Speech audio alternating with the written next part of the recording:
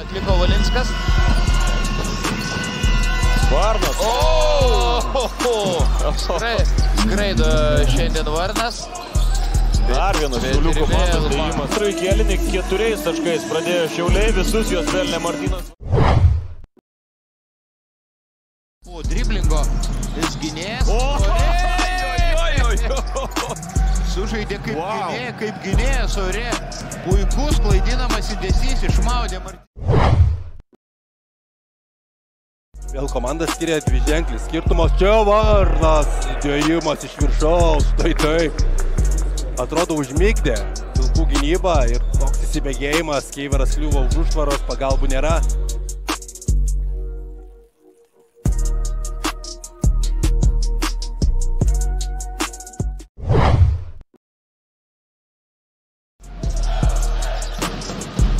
Gerai, Girta. Varnas. Nieko kito, kaip tik tai jis gali skristi ir jis žino, kad gali. Skersas perdavimas, Stankevičius iš toli.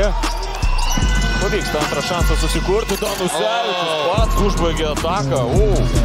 Labai patogiai nukrito kamuolys ir 3 komandinės turi. Kamuolys čia jau susidarė pranašumas ir Echodas bandymas. Sabeskis ir Stankevičius. Antanas Reikos minutės pertraukėlė, čia kokį bloką įprašė Sabeskis Echodui. Įžaidėjas centro ir Sabeskis tikrai gana.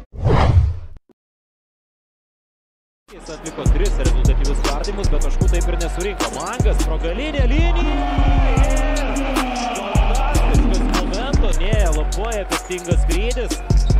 Įspūdis. Prieš Keiverį Loboja gražiai žaidžia Jacksonas ir įspūdinga ataka Dino. Na, o čia dar kartą tiesiog įspūdingas perdavimas ant Dino.